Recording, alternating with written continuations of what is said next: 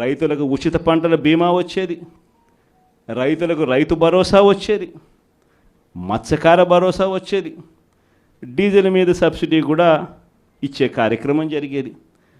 June మాసం వచ్చేసరికి జగనే ఉండి ఉంటే అమ్మఒడి పథకం కూడా పడి ఉండేది.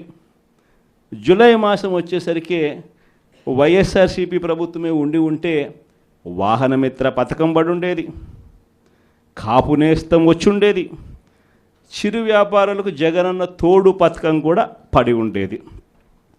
ఆగస్టు మాసం వచ్చేసరికి వైఎస్ఆర్సీపీ ప్రభుత్వమే ఉండింటే జగనన్న విద్యాదీవెన వచ్చి ఉండేది, నేతన్న నేస్తం డబ్బులు పడి ఉండేటివి. మళ్ళీ సెప్టెంబర్ మాసం వచ్చేసరికి వైఎస్ఆర్ చేయూత డబ్బులు కూడా అక్క చెల్లెమ్మల ముఖంలో సంతోషం కనిపించే విధంగా కలకలలాడుతూ కనిపించేది. అక్టోబర్లోకి వచ్చేసరికి వైఎస్ఆర్ రైతు భరోసా 2వ విడత పడి ఉండేది. నవంబర్లోకి వచ్చేసరికి జగనన్న విద్యాదీవెన రైతులకు 0 వడ్డీ కింద జమ అయి ఉండేది. డిసెంబర్లోకి వచ్చేసరికి ఈబీసీ నేస్తం పడి ఉండేది, లా నేస్తం వచ్చి ఉండేది. పిల్లలందరికీ 8వ తరగతి చదువుతా ఉన్న పిల్లలందరి చేతుల్లో ట్యాబులు కూడా కనిపించుండేటివి. జనవరికి వచ్చేసరికి రైతులకు మళ్ళీ చివరి దఫా రైతు భరోసా సొమ్ము పడి ఉండేది, చిరు వ్యాపారాలకు జగనన్న తోడు అందుండేది. సంక్రాంతి సమయానికల్లా అక్క చెల్లెమ్మలకు ఆసరా కూడా పడి ఉండేది. ఇవన్నీ నేను ఎందుకు చెప్తా ఉన్నానంటే, ఫిబ్రవరిలోకి వచ్చేసరికి విద్యాదీవెన, జగనన్న చేదోడు, ఒకే ఒక చేంజ్. ఇది 5 సంవత్సరాలు మనం ప్రతి సంవత్సరం ప్రతి నెల ఈ మాదిరిగానే షెడ్యూల్ ఇచ్చి ఈ మాదిరిగానే చేసి చూపించడం. మారిందల్లా కేవలం ముఖ్యమంత్రి ఒకటే. ఈరోజు మరి ఎందుకు జరగడంలా ఈ చర్చ ప్రతి ఇంట్లో కూడా ఇప్పటికే స్టార్ట్ అయింది.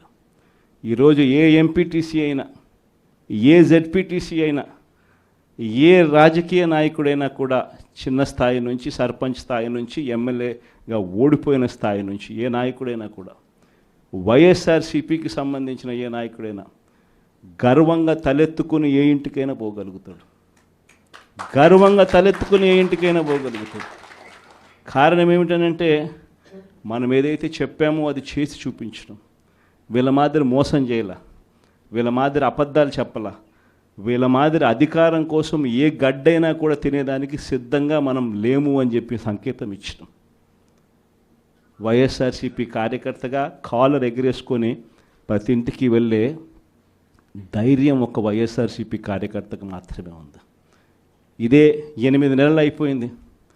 తెలుగుదేశం పార్టీ కార్యకర్తలు ఏ ఇంటికి కూడా పోలేని పరిస్థితి, ఏ ఇంటికి వాళ్ళు వెళ్ళే పరిస్థితి, ఏ ధైర్యము వాళ్ళకు లేదు. ఎందుకనంటే ఏ ఇంటికి వాళ్ళు వెళ్ళినా కూడా ఇంత చిన్న పిల్లోడి దగ్గర నుంచి ఇంత పెద్ద వయసులో ఉన్న వాళ్ళు సైతం ప్రతి ఒక్కరూ కూడా ప్రశ్నిస్తారు చంద్రబాబు నాయుడు గారి కార్యకర్తలను. మా 15,000 ఏమైందని చెప్పి చిన్నపిల్లలు అంటారు, మా 18,000 ఏమైందని చెప్పి ఆ తల్లులు అంటారు, మా 48,000 ఏమైందని చెప్పి ఆ అత్తలు పెద్దమ్మలు అంటారు, మా 20,000 ఏమైందని రైతులంతా ఉన్నారు, మా 36,000 ఏమైందని పిల్లలు అంటూ ఉన్నారు. ఏ ఒక్కరూ కూడా ప్రశ్నించేదానికి రెడీగా ఉన్న పరిస్థితిలో వీళ్ళు పోలేని పరిస్థితిలో కనిపిస్తూ ఉంది.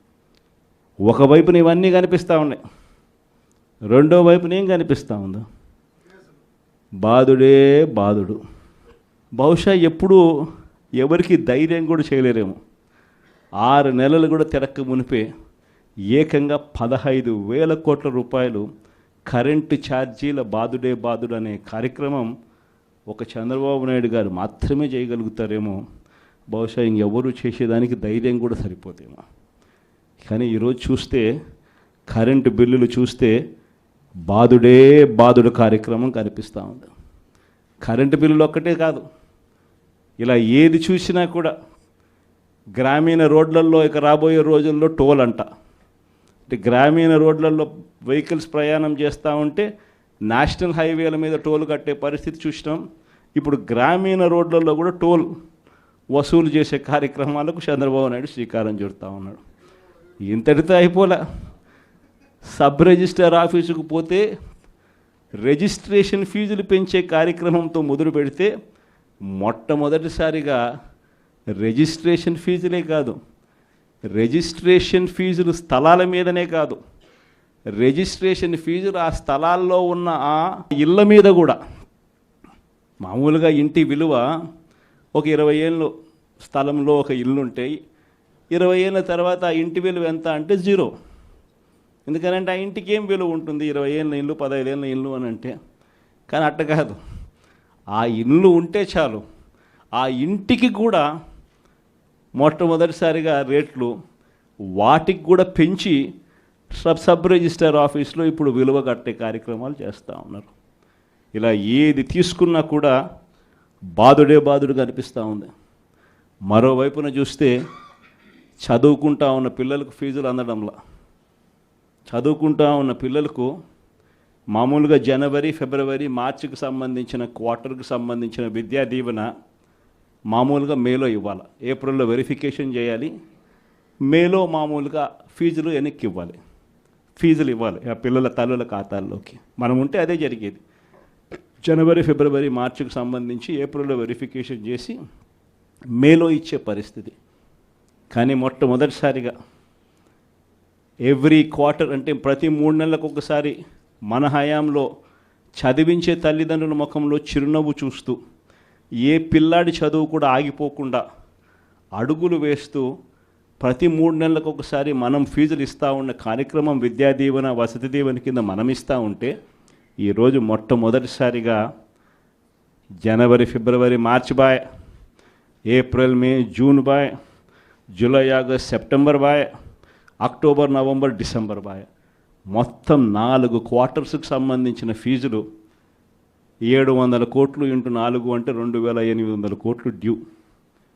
వసతి దీవెన కింద మామూలుగా ప్రతి సంవత్సరం ఏప్రిల్ మాసంలో 1100 కోట్లు మనం బటన్ నొక్కి నేరుగా పిల్లల చేతుల్లో పెడతా ఉంటే అది పాయ. మొత్తానికి విద్యా దీవెన, వసతి దీవెన కింద 3900 కోట్ల రూపాయలు చంద్రబాబు నాయుడు గారు ప్రభుత్వం వచ్చిన తర్వాత ఫీజులు అందక మొట్టమొదటిసారిగా పిల్లలు చదువులు మానేస్తూ ఉన్న పరిస్థితి ఈరోజు కనిపిస్తూ ఉంది. మొట్టమొదటిసారిగా ఆరోగ్యశ్రీ పరిస్థితి, నెలకు 300 కోట్ల రూపాయలు ఆరోగ్యశ్రీకి వైఎస్ఆర్సీపీ హయాంలో అమలు చేస్తూ ఏకంగా 1000 ప్రొసీజర్లు ఉన్నదాన్ని 3300 ప్రొసీజర్లకు తీసుకొని పోయి ఏకంగా 25 లక్షల దాకా ప్రతి పేదవాడికి ఉచితంగా వైద్యం అందించే కార్యక్రమానికి శ్రీకారం చుట్టి గొప్పగా ఆరోగ్యశ్రీ పథకాన్ని మనం అమలు చేస్తే, ఆరోగ్యశ్రీయే కాకుండా ఆరోగ్య ఆసరా కూడా ఇస్తూ మనము చేస్తే, ఈరోజు ఆరోగ్యశ్రీకి సంబంధించి ఇప్పటికే చంద్రబాబు నాయుడు గారు ప్రభుత్వం వచ్చిన తర్వాత ఇప్పటికే ఈ 8 నెలల కాలంలోనే ఏకంగా మార్చి నుంచి తీసుకుంటే ఏకంగా 3000 కోట్ల రూపాయలు బకాయిలు ఆరోగ్యశ్రీ. ఏ పేదవాడు హాస్పిటల్కు పోలేని పరిస్థితి, ఏ పేదవాడు హాస్పిటల్కి వెళ్ళినా కూడా నెట్వర్క్ హాస్పిటల్స్లో ఈరోజు ఫ్రీగా పేదవాడికి వైద్యం చేసే పరిస్థితి ఎక్కడా లేదు. ఈరోజు వైద్య రంగానికి సంబంధించిన పరిస్థితి ఇది. వ్యవసాయ రంగానికి సంబంధించి పరిస్థితి చూస్తే ఉచిత పంటల బీమా గాలికి ఎగిరిపోయింది, ఆర్బీకే నిర్వీర్యమైపోయాయి, ఈ క్రాప్ అన్నది కనిపించడంలా. రైతు భరోసా కింద రైతులకు పెట్టుబడి సహాయం కింద మన హయాంలో రైతులకు తోడుగా ఉంటూ, రైతుకు అండగా ఉంటూ పెట్టుబడి సహాయంతో తోడుగా అందిస్తూ ఉంటే పెట్టుబడి సహాయం ఇచ్చేది పక్కకి వెళ్ళిపోయింది. ఆయన ఇస్తానన్న 20,000 రూపాయలు గాలికి ఎగిరిపోయింది. అసలు ప్రభుత్వం అంటే ఏమిటి?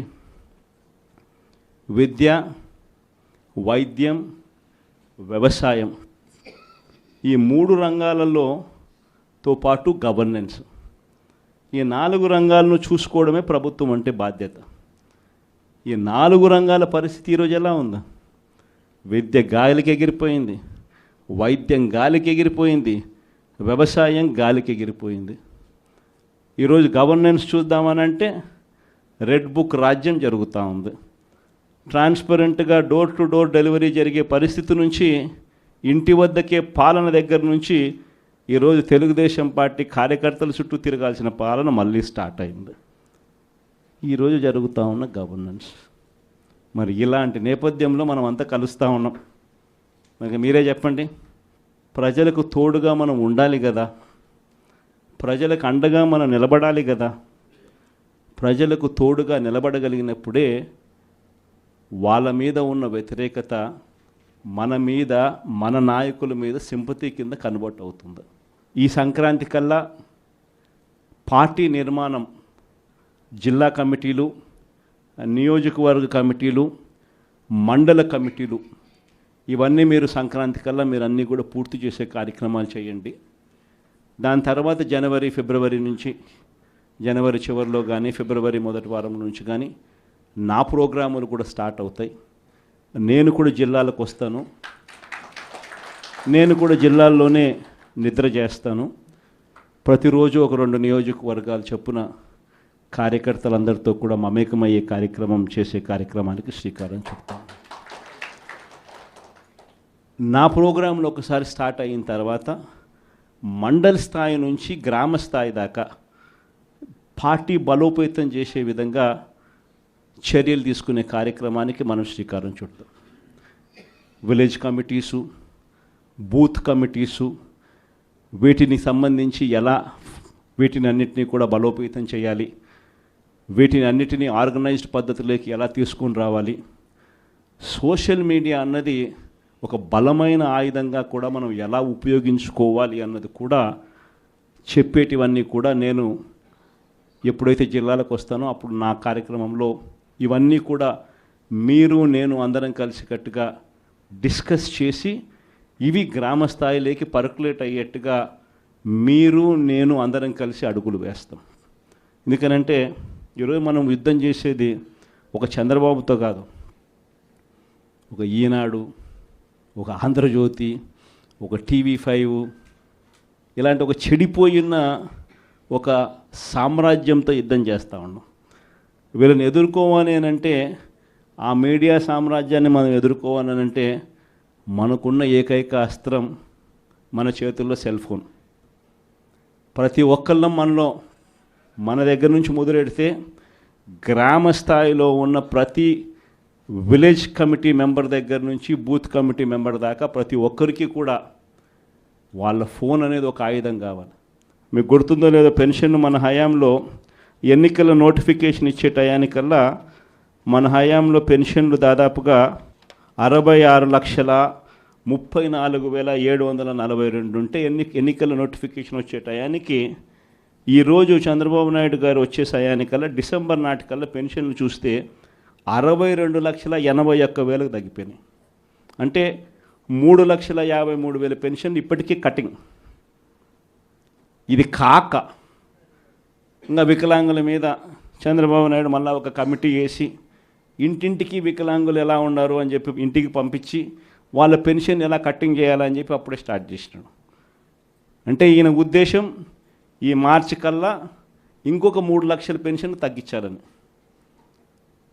సో లెఫ్ట్ రైట్ సెంటర్లు పెన్షన్ తగ్గిస్తూ ఉన్నారు. పెన్షన్ ఎవరికైతే రాకుండా పోతుందో వాళ్ళు ఫోటో తీయడం పెట్టడం, ఎందుకు నాకు పెన్షన్ ఇవ్వడంలా. అలా మా స్కూళ్ళ పరిస్థితి ఏమిటి, మా కాలేజీల పరిస్థితి ఏమిటి, మా ఊరిలో ఉన్న హాస్పిటళ్ళ పరిస్థితి ఏమిటి అని ప్రతి విషయంలో కూడా మనము ప్రతి కార్యకర్త కూడా విలేజ్ లెవెల్లో ఉన్న కార్యకర్త దగ్గర నుంచి నియోజకవర్గ స్థాయి లీడర్ వరకు కూడా ప్రతి ఒక్కరూ కూడా ఈ ఫోన్ అనే ఒక ఆయుధంతో ప్రజలను జాగృతం చేయాల్సిన అవసరం ఉంది. ఇవన్నీ కూడా రాబోయే రోజుల్లో గ్రామ స్థాయిలోకి మనం తీసుకొని పోయి ప్రతి ఒక్కరిని కూడా జాగృతి చేసే కార్యక్రమం ఉంది. ఇన్ఫ్యాక్ట్ ఇవన్నీ కూడా రాబోయే రోజుల్లో అందరం కలిసికట్టుగా అడుగులు వేసి చంద్రబాబు నాయుడు గారి ప్రభుత్వాన్ని గట్టిగా నిలదీసే కార్యక్రమం చేయాలి. బహుశా కార్యకర్తలకు సంబంధించి ఇంతవరకు ఒక మాదిరిగా చూసాం. కార్యకర్తలను ఇక్కడ కాదు, కార్యకర్తలను ఇంకా గొప్పగా చూసుకునే కార్యక్రమం కూడా జరగాల అని చెప్పి కూడా ఆలోచన చేస్తాను. మీ అందరికీ కూడా నేను ఈ విషయం భరోసా ఇచ్చి కూడా చెప్తా ఉన్నా. ఈసారి మాత్రం కార్యకర్త అనేవాడు వైఎస్ఆర్సీపీ జెండా మోసిన ప్రతి ఒక్కరికి చెప్తా ఉన్నా, ఈసారి జగన్ మీకు ఖచ్చితంగా భరోసా ఇస్తాడని చెప్పి మాత్రం హామీ ఇస్తాను. ఎందుకనంటే ఈ మాదిరిగా ఎప్పుడు కూడా పరిస్థితి ఎప్పుడు చూడలా.